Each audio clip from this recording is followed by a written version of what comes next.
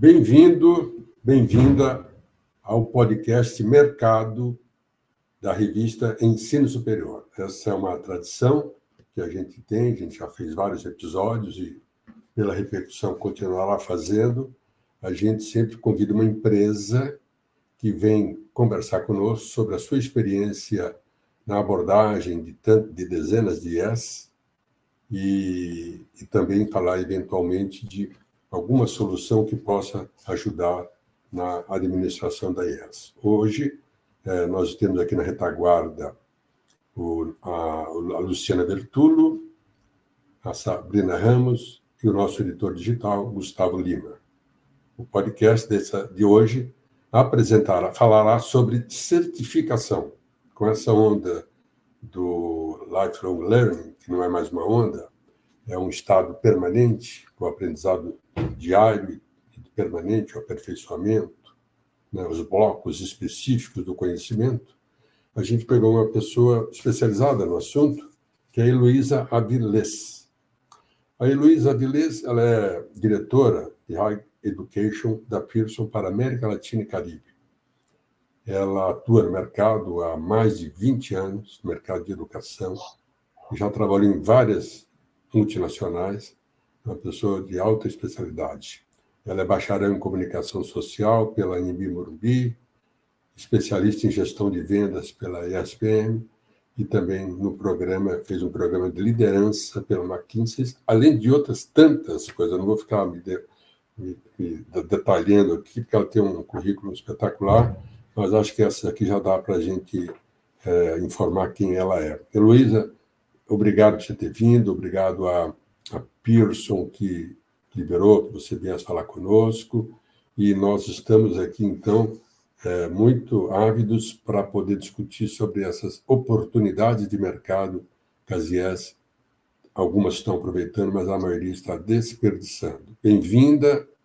Como vai, Heloísa? Obrigada, Edmilson. Prazer estar aqui com vocês e falar de educação, né? Que é o que a gente mais gosta de falar, de fazer, e como a gente pode apoiar nesse processo de aprendizagem contínua. Essa é a ideia aqui. Então, obrigada pelo convite. Perfeito. Bom, agora a gente vai ficar aí lado a lado.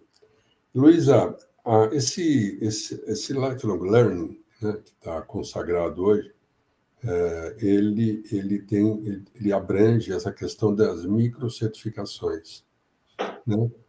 Que é eu falo de bloco específico de conhecimento. Como é que você acha que as IES estão vendo isso, estão aproveitando isso? Vamos falar um pouquinho sobre oportunidades, porque as IES tradicionalmente sempre ficaram muito com aquele cliente de 4 anos, aquele cliente de 5 anos, dependendo do curso, ou 2, quando são esses cursos de tecnólogos. Mas o mercado mudou, né? As coisas estão mais ágeis, as pessoas estão precisando de conhecimento específico. Fala um pouquinho sobre essa questão de microcertificações, lifelong learning. Conta um pouco o que você tem visto no mercado. Exato. Tudo mudou, né? A forma de aprender, a forma de ensinar, a forma de se preparar para as mudanças, né? Eu estive num evento ontem que falava sobre a inteligência artificial, Big Data, como isso tem apoiado os processos como um todo, né? A gente fala de aprendizagem também, tudo agora é ChatGPT.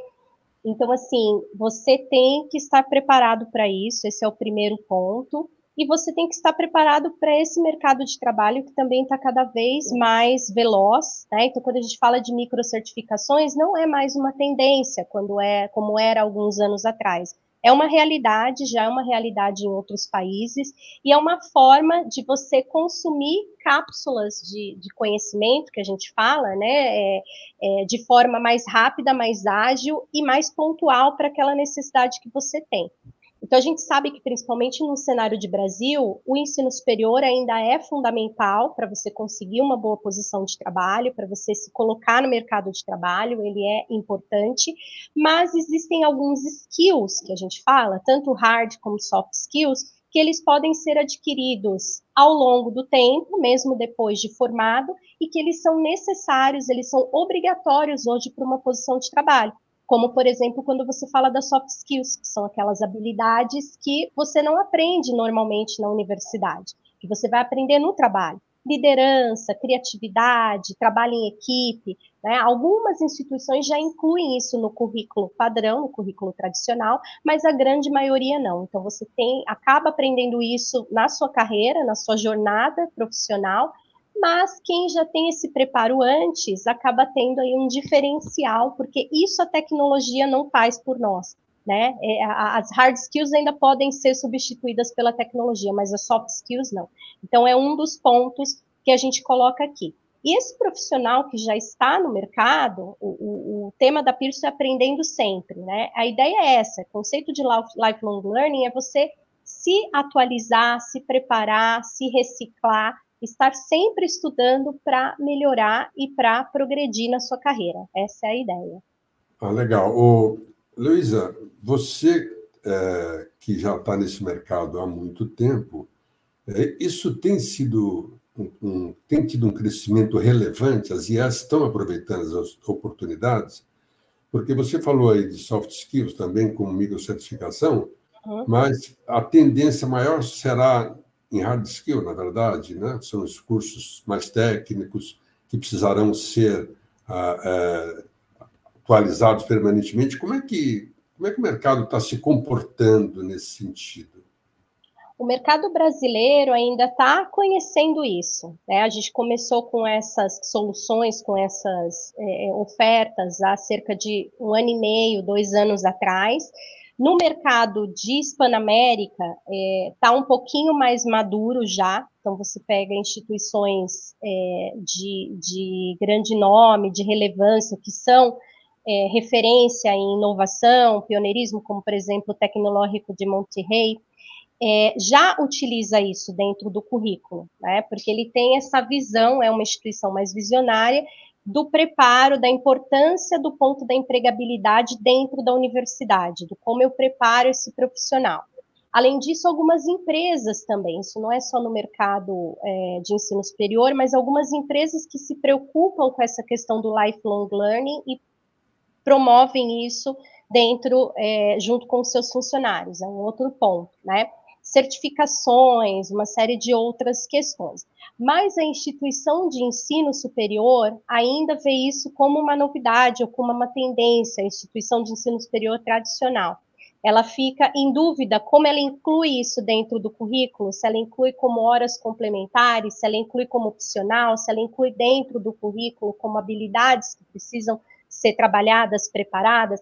E aí eu estou falando muito de soft skills, porque é mais fácil de você entender isso como microcertificação, mas você falando de hard skill também, são algumas questões, alguns tópicos importantes. Se você olha hoje, Edmilson, num job description, né, numa requisitos para uma vaga, por exemplo, de uma empresa, você tem lá conhecimento em Excel, por exemplo, ou conhecimento em PowerPoint, Microsoft, que seja, né, pacote Office.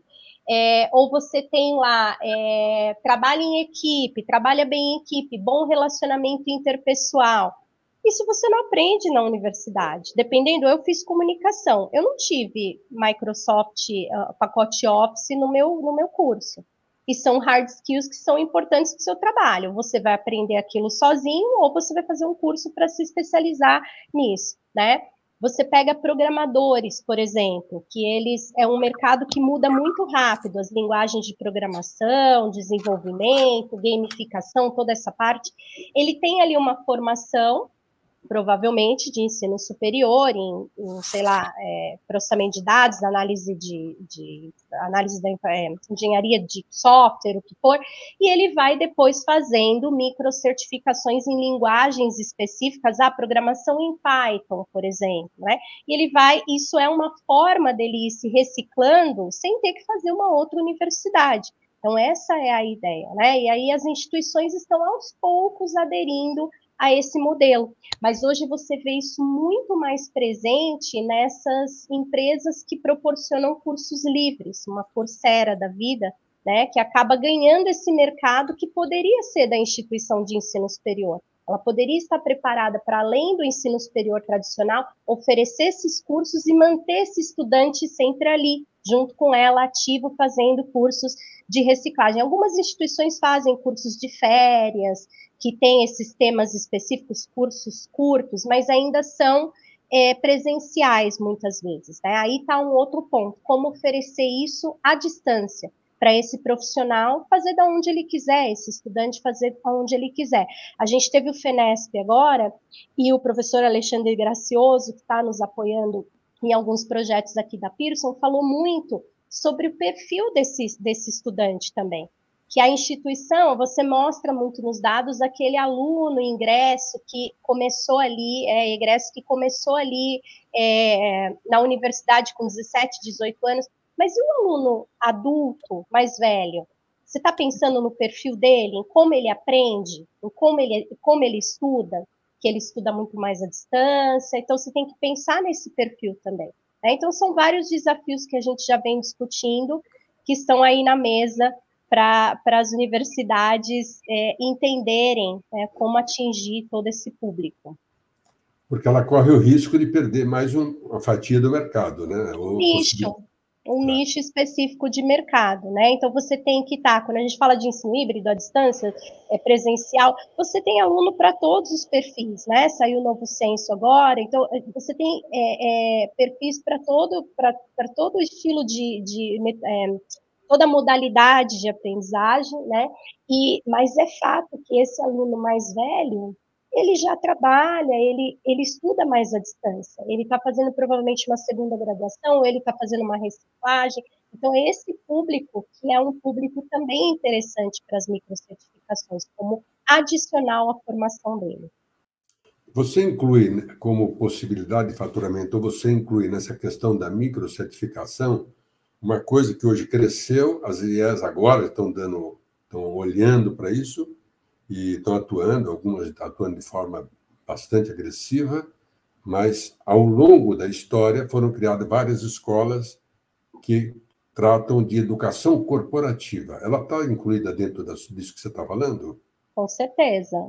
A gente já tem cases, né, de empresas que utilizam nossas soluções ou que estão muito engajadas nesse ponto do lifelong learning, promovendo cursos de curta duração, promovendo também certificações, principalmente para as áreas de tecnologia, isso é muito importante, certificações, microcertificações, que apoiam nesse processo dos funcionários, e é uma forma também de engajamento, né, de retenção do funcionário. Uma empresa que tem um processo, uma universidade, nem precisa ser uma universidade corporativa formal, mas que promove o aprendizado contínuo dentro do ambiente, ela engaja muito mais esse funcionário, ele vai se sentir motivado, ele vai se sentir cada vez mais preparado, cada vez mais valorizado, isso é muito importante.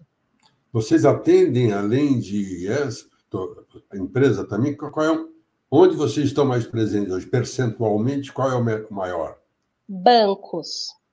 Bancos investem muito nisso, né? Nosso principal público hoje de uma das soluções da Pearson, que é uma solução de certificações, de badges, né?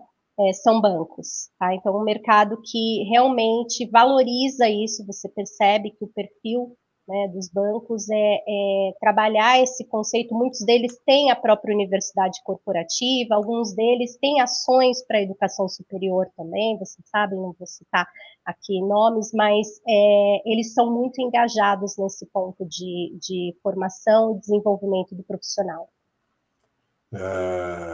O conteúdo é sempre da IES ou vocês também atuam com conteúdo, Heloísa? As duas coisas. Nós temos conteúdo próprio e tem o conteúdo da IES só com a certificação da Pearson. Isso é possível fazer, né? Da Credly, nesse caso, que é a marca de badges que a gente trabalha. Certificação e tecnologia, suponho. Isso mesmo.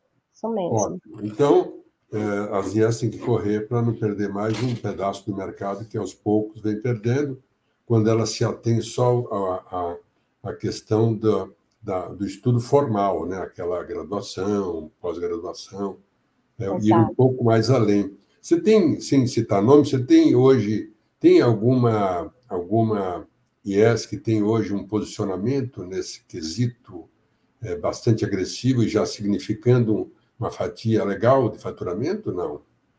Olha, temos, sem citar nomes, a gente tem instituições que estão preocupadas genuinamente com essa questão da empregabilidade, o que é muito importante, né? Então, muito mais do que pontuar bem no ENAD, ou elas são preocupadas em como preparar de fato esse estudante para o mercado de trabalho. Então, elas investem nisso, elas investem em formação. Quando você fala de ter uma carteirinha, por exemplo, formar uma carteira de blockchain, que a gente fala de certificações, para que o seu empregador veja isso, né, e que até te apoie no processo com sugestões de vagas, né, a gente tem essa tecnologia. Isso, de fato, é comprovado, a gente tem números que mostram que apoiam nesse processo de inserção do profissional no mercado, tá? Então, essa preocupação, porque hoje você fala, por que eu estudo? Por que um aluno, por que você faz um ensino superior? Porque você quer trabalhar, é óbvio, uma resposta, né? Você quer aprender para poder trabalhar, para ter uma profissão, para gerar renda, essa é a ideia. Então, a instituição que, de fato, está preocupada, não só em formar esse profissional e jogar mais um profissional no mercado, mas ajudar ele a se colocar no mercado, ela se diferencia de alguma forma, tá? E a gente tem case, sim, que a gente comprova que são de sucesso de instituições que estão trabalhando dessa forma e investindo dessa forma. Isso em toda a América Latina, não falando apenas pelo Brasil, né? Tá. Você que atende América Latina e Caribe, como é que o Brasil se posiciona nessa região, nesse quesito de microcertificação, cursos rápidos? Ainda é o que eu falei, está engatinhando, né? Uma criancinha ali que está começando. Você olha, por exemplo, o mercado do México está mais maduro para isso, eles já veem isso, eles já inserem isso dentro da própria grade curricular, eles já colocam isso com laboratórios ali de vivência, né? Life Lab, que a gente chama. Então, está um pouco mais maduro. O mercado do Brasil, quando você fala de tecnologia para a educação, está muito bem posicionado. Isso se a gente compara, inclusive, com mercados que já são mais consolidados, né? Falando hoje dentro da estrutura da Pearson, a gente está numa estrutura internacional, então eu tenho pares que estão na Europa, que estão em outras regiões, Canadá, por exemplo, que já tem um mercado mais consolidado. Por incrível que pareça, em termos de tecnologia para a educação, quando a gente fala, por exemplo, de biblioteca virtual, nós estamos anos-luz à frente, né? A nossa biblioteca virtual tem 20 anos já de estrada, enquanto eles estão começando com esse processo de sair do impresso, começaram há 2 anos atrás, é muito recente. Então, o Brasil está bem desenvolvido em termos de tecnologia, uso de tecnologias para a educação à distância é uma realidade aqui, em outros países ainda eles veem, né, de forma ainda muito conservadora. Mas falando especificamente de microcertificações, algumas regiões como a Alemanha, por exemplo, que o ensino superior é mais difícil, eles trabalham muito com formação técnica, né? As microcertificações são realmente uma realidade mais forte, tá? Ótimo.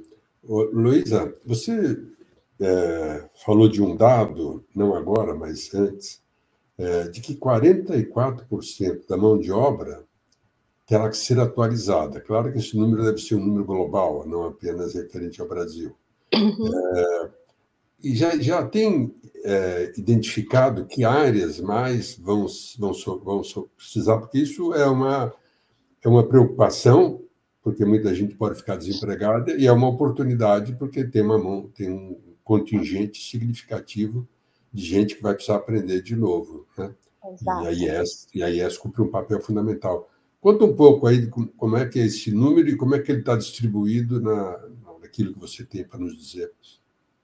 Olha, esses dados são do Fórum Econômico Mundial, então são dados realmente mundiais. A gente tem pesquisas especificamente, tem uma pesquisa da própria Pearson, que fala sobre o futuro do trabalho no Brasil especificamente, né? E a gente tem alguns dados, alguns recortes importantes, mas principalmente as áreas de tecnologia ligadas à tecnologia, né? Então são áreas que a gente é o que eu estou falando, a inteligência artificial tem dominado muitas coisas que a gente já pode fazer via inteligência artificial. É o que eu falei ontem, estive num evento, tem uma empresa que é um banco digital que ela já substituiu todos os seus SDRs, que são os vendedores que desenvolvem ali, que fazem um trabalho de captação de lead, aquecer lead. Já não existe mais uma área de pessoas para fazer esse trabalho, é tudo feito via inteligência artificial. Então, eles têm um sistema que captam os leads, qualificam, trabalham, tem toda a inteligência ali por trás e é um lead certeiro, eles trabalham muito mais com qualidade do que com quantidade, né? Então, assim, você tem várias áreas que já estão utilizando inteligência artificial e tecnologia para substituir o trabalho humano. E aí, quando eu falo de soft skills, não é porque a gente tem isso, não é porque a gente realmente acredita. Teve, ao final do evento, uma fala da Marta Gabriel, que é uma futurista, que fala exatamente disso, de tecnologia, futuro do trabalho, uma série de questões, e ela falou exatamente que o que diferencia ainda a máquina e o profissional, o humano, né, são exatamente as soft skills. E ela fala do pensamento crítico como a principal soft skill, que para saber lidar, porque se você tem pensamento crítico, você tem escolha. E a partir do momento que você tem escolha, você é dono do que você faz. Você não deixa a inteligência artificial te dominar, você domina ela, né? Então, eu acredito que é muito isso, são as áreas muito ligadas à tecnologia, mas também outras áreas que você menos imagina. Eu que sou de vendas, por exemplo, estou vendo um exemplo de uma empresa que deixou de ter uma equipe de venda interna porque foi substituída por tecnologia. Então, o que diferencia isso? Em vendas, por exemplo, usando a minha área como exemplo. Esse relacionamento que no ensino superior, por exemplo, é tão importante, né? Um relacionamento, isso a máquina não vai fazer para você. Você atender o seu cliente da melhor maneira, você sugerir numa venda consultiva o melhor produto para atender aquela necessidade. Então, isso a máquina não vai fazer. Tá? Então, as relações humanas estão cada vez mais fortes nesse sentido, entende? Então, você tem que desenvolver esse lado da relação humana. É o que eu acredito.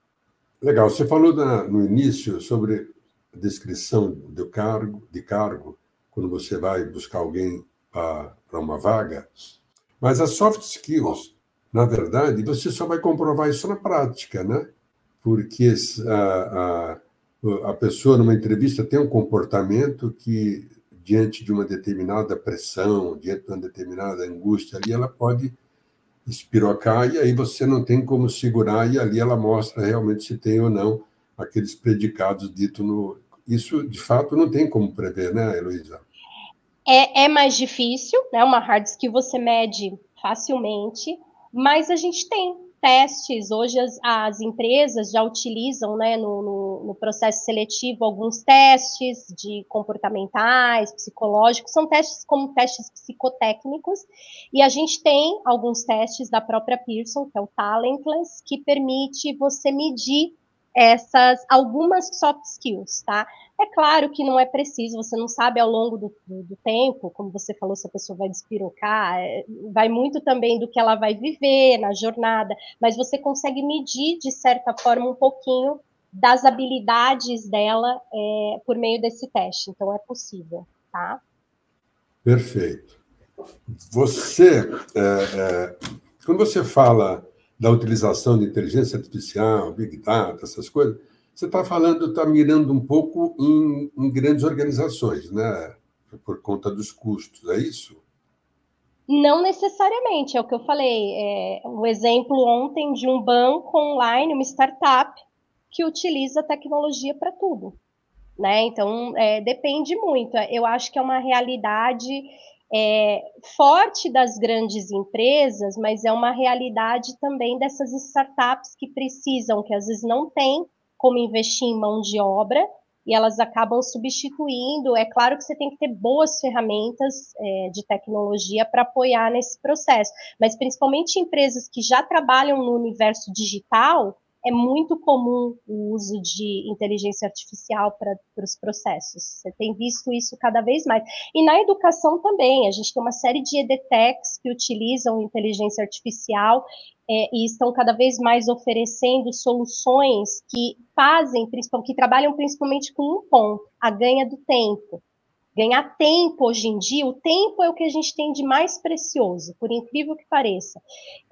Então, elas têm trabalhado nesse ponto da gestão do tempo, de como economizar tempo. A gente fala até num processo editorial. A gente antes levava meses para fazer um livro, quase um ano, dependendo do tamanho do livro, claro, isso é muito relativo, mas hoje um dos processos no trabalho de publicação de um livro, que é, no caso da Pearson, uma empresa multinacional que utiliza muitas obras de autores internacionais, é o processo de tradução. O processo de tradução a gente já faz por inteligência artificial. É claro que tem uma revisão depois, mas ele não é feito mais, então talvez o trabalho de tradutor seja um trabalho que precise, ao longo do tempo, ser revisitado, ser reciclado, porque hoje a inteligência artificial já faz isso. Mas essa tradução de vocês, ela é uma ferramenta própria? Não é uma ferramenta própria. Existem ferramentas diversas no mercado, que a gente utiliza hoje é integrada aos sistemas da Pearson, mas não é uma ferramenta própria. Luísa, você falou que, evidentemente, as IES terão cursos próprios, mas também vocês têm um catálogo. É grande esse catálogo?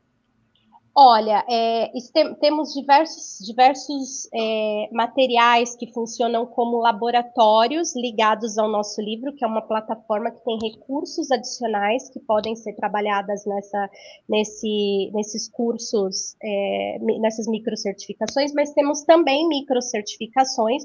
Hoje são só soft skills que a gente tem pronto, a gente tem um catálogo também com mais de 300 disciplinas para cursos online, então a gente tem uma série de soluções pontuais dependendo da necessidade, mas nesse formato de microcertificação, hoje o que a gente tem disponível são as soft skills. Quer dizer, qualquer empresa ou instituição que precise de algum, é só acessar a Pearson. Exato. Ali ele tem dezenas de cursos na área de soft skills, é isso? Exato. Ótimo. Formação de professores também, né? A parte toda do desenvolvimento de professores a gente tem também, que são cursos pequenos de curta duração também, que a gente trabalha como microcertificações. E o mais legal é que no final ele obtém já a credencial para ele compartilhar lá no LinkedIn, que é a badge que a gente fala, né? E isso está ali à vista para qualquer empregador. Não é mais um certificado digital, ele é uma badge que tem rastreabilidade, que tem metadados por trás, que realmente mostra que aquele curso foi realizado e que ele obteve um percentual mínimo ali num teste, num assessment, numa prova final, que ele obteve um resultado mínimo de acertos. Tá? Então, ele consegue certificar isso. E isso tem nessa busca aí, pode rastrear, tem também currículo que ele cumpriu, tem tudo isso? Exato, exatamente. É um negócio espetacular. Muito. Heloísa, qual é o futuro da educação formal? Você vê alguma mudança? Isso agora já falando um pouco de futurologia, né? Porque um elemento que vai ser descoberto na semana que vem pode mudar um pouco o rumo da nossa conversa, mas hoje, né, você vê mudanças, alguma ameaça sobre as instituições de ensino formal?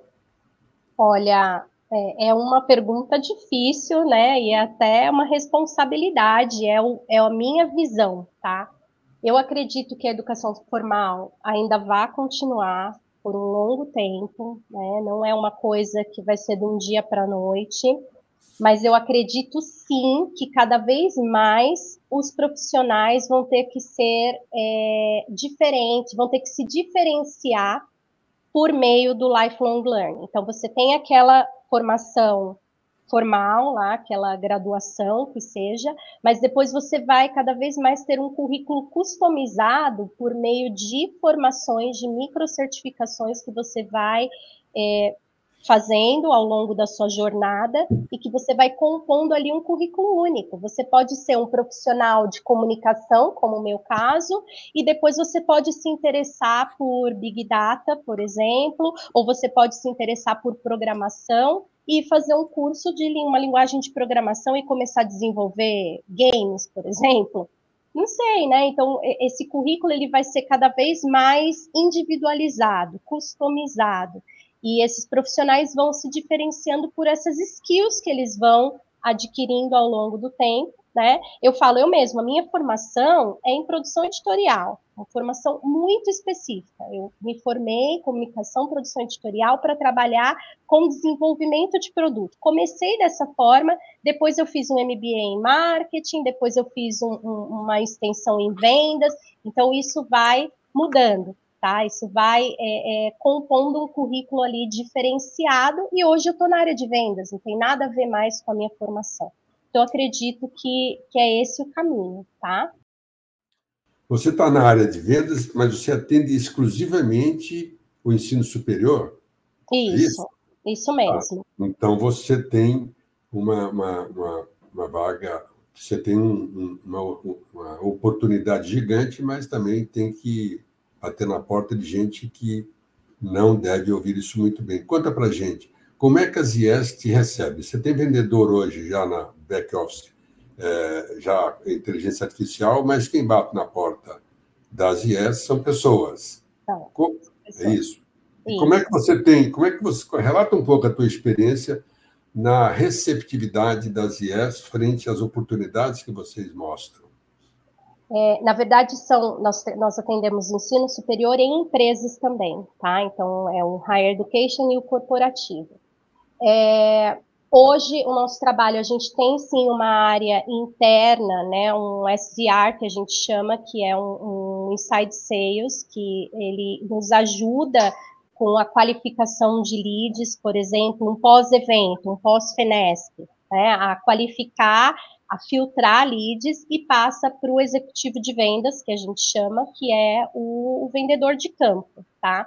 Esse vendedor, ele é dividido regionalmente, a gente tem 11 pessoas aí, mais 2 gerentes no Brasil todo trabalhando, e ele faz esse trabalho que agora voltou a ser presencial, agora que eu falo, foi do ano passado para cá, porque com a pandemia, a gente se mal acostumou, né, a fazer muita reunião online, e aí, na volta, as próprias instituições não queriam fazer reuniões presenciais, mas a gente sabe, é o que eu falei, Edmilson, o grande diferencial é o atendimento, o grande diferencial é a relação pessoal. Então, a gente sabe o poder de uma reunião presencial, ela é muito mais efetiva, né? Você tem realmente essa intimidade, esse ambiente mais intimista. Eu estou nesse mercado há 20 anos, então, assim, eu sempre fui muito bem recebida nas instituições. A gente sabe que o nosso público, a gente nem fala clientes, os nossos parceiros, eles são um público premium, tá? Quando você compara com outros nichos, até dentro da educação básica, ou outros negócios da Pearson, que a Pearson tem, como de inglês, de franquias, é um público muito, no geral, bem formal, né, um público receptivo. Então, a gente tem instituições como realmente parceiras de longa data. Eu tenho amigos, professores que depois se tornaram amigos. Então, assim, hoje a gente tem uma receptividade muito boa. Quando a gente fala em nome da Pearson, a gente é sempre muito bem recebido. Então, graças ao trabalho que a gente fez aí ao longo desses anos todos. E as instituições são sempre muito abertas a ouvir. Muito abertas, né? A ouvir o que a gente tem de novo, a ouvir como nós podemos apoiar para que elas sejam cada vez melhores, para que elas entreguem uma experiência cada vez melhor para esse estudante. Então, elas, no geral, são muito abertas. O que acontece muitas vezes é que essas instituições, elas lutam por preço, né? Quando a gente fala de ensino à distância, a gente sabe que trabalha com um ticket médio muito pequeno, então é difícil fazer a conta fechar. Você oferecer uma educação de qualidade, de ponta, usando os melhores recursos, mas com uma mensalidade que não paga por tudo isso, né? Então a gente sabe o quanto é difícil a instituição garantir a qualidade, garantir que ela está usando tecnologia de ponto, que há de melhor, enquanto ela não tem esse retorno financeiro. Então, muitas vezes a gente cai nisso, na questão, eu quero muito fazer. Você vê, né, as áreas dentro da instituição, a área acadêmica com a área financeira. Eu quero muito fazer, mas eu não tenho dinheiro para fazer. Como eu faço isso caber? E hoje isso está sendo o principal desafio. Você trabalhar com soluções que sejam boas e que também sejam escaláveis, tá? Acho que essa escalabilidade é a principal ponto aí. O ensino superior, os estudantes do ensino superior, eles estão concentrados em poucas instituições, gigantes instituições, né? 5, 6, que tem aí o mercado gigante nas mãos pela profusão de faculdades que eles têm espalhadas pelo Brasil. Uhum. Mas, e aí sobra as médias, que é o número menor, e sobra aí as pequenas, que é o número grande, mas que estão vivendo um problema grande, né, nesse mercado competitivo. Acho que uma tecnologia como essa, né, essa questão de microcertificação, tem que ser encarado pela instituição como uma ampliação do seu portfólio de produtos. Incorporar isso no currículo é custo apenas, para uma mensalidade que já está precificada pelo mercado, pela concorrência. Uhum.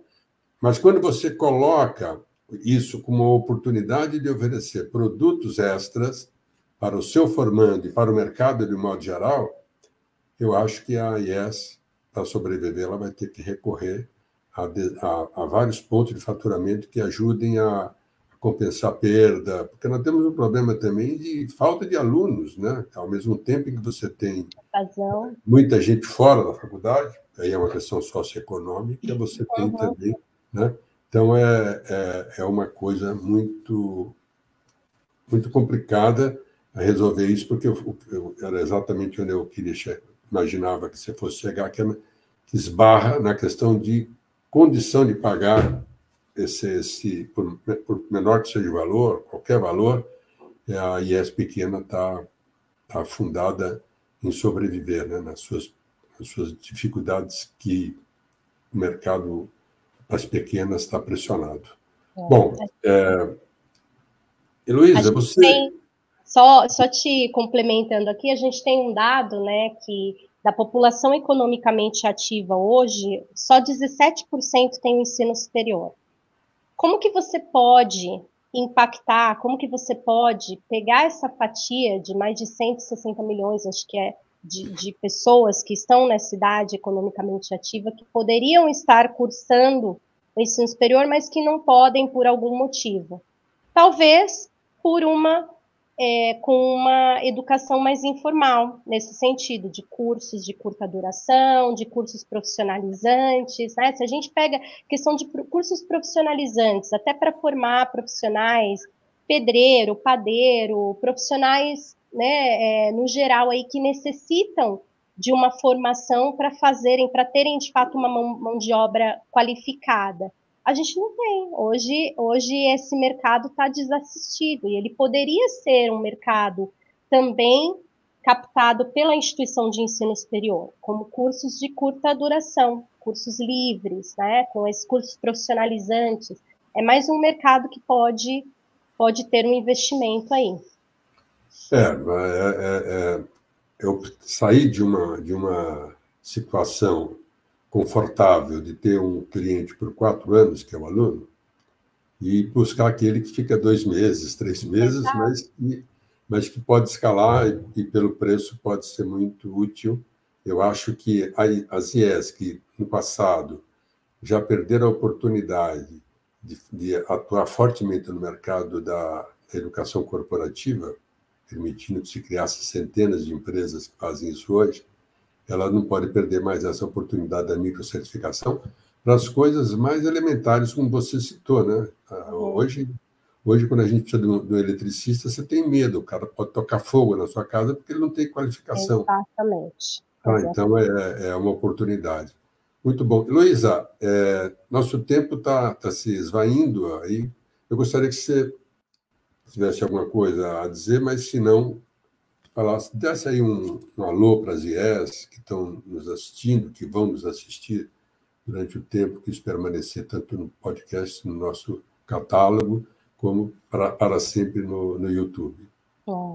Quero agradecer mais uma vez a oportunidade, né, do Semesp, da Revista Ensino Superior, pelo convite, por estar aqui, e dizer que seguimos juntos, né, somos parceiros, estamos aqui para apoiar essas instituições nesse processo, nos desafios, nas dores, na alegria e na tristeza, na saúde e na doença, né? Então, no que vocês necessitem, tá? Então, a ideia da Pearson, nós não temos instituições próprias exatamente por isso, a nossa ideia é proporcionar a melhor solução, a melhor experiência para o seu aluno, para te ajudar nas dores, engajamento, retenção, empregabilidade, todos os pontos que hoje são desafiadores para as instituições de ensino superior. Acho que é essa a ideia.